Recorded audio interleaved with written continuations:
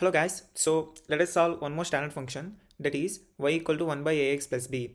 It also can be written as ax plus b whole power minus 1. Now let us go for the first step, that is first derivation of this function. Y1 can be written as d by dx of ax plus b whole power minus 1. We all know that it is in the form of d by dx of x power n. It can be written as n into x power n minus 1.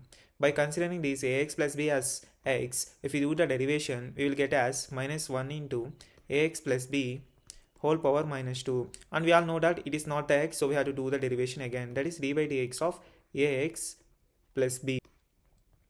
Now it will be become minus 1 into ax plus b whole power minus 2 into a, because derivation of with respect to x will becomes 1 and the constant will become 0.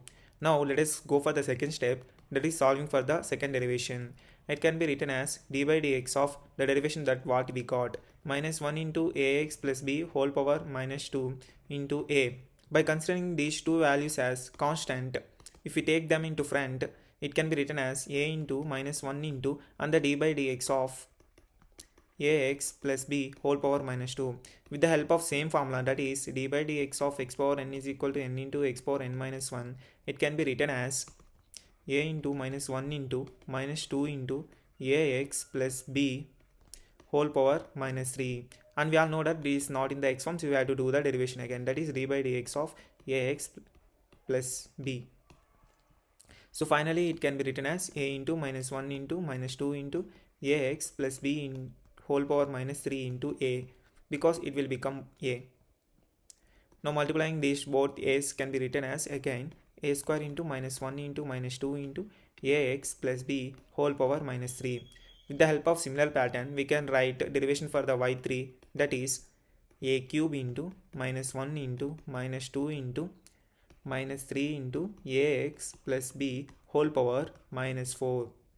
If you see this pattern here, the minus 1, minus 2, minus 3 and so on can be written as n factorial. And if you see for the 4, it can be written as n plus 1 because it is one number more than the 3. And also we have to consider one more thing, that is this minus symbol. If you see the minus symbol for these numbers, it is repeating. These minus symbols are repeating the number of times that we are going to derivate. If we have a derivation of 4 times, it will become plus. So we have to write one more number in front of this n factorial for to indicate the sign, that is minus 1 whole power n.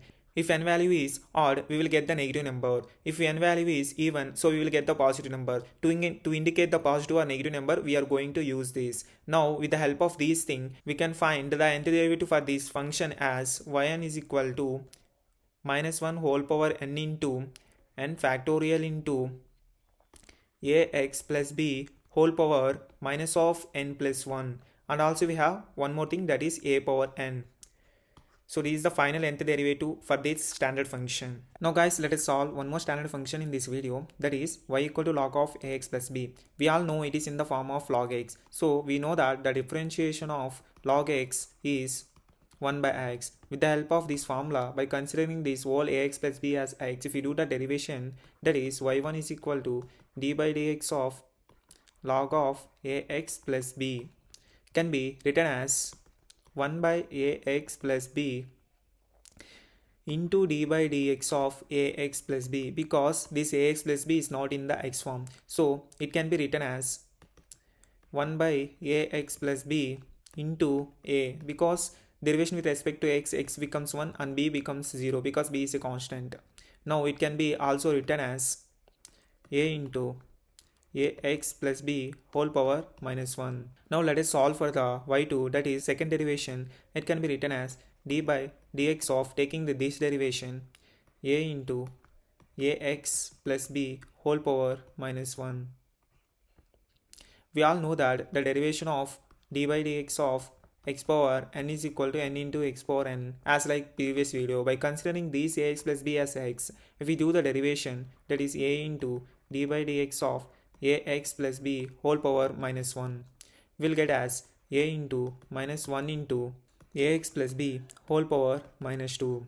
And also we know that this is not in the x form, so we have to do the derivation for this again, that is d by dx of ax plus b and it can be written as a into minus 1 into ax plus b whole power minus 2 into this derivation can be written as a, and it can be written as again by multiplying a into a square into minus 1 into ax plus b whole power minus 2.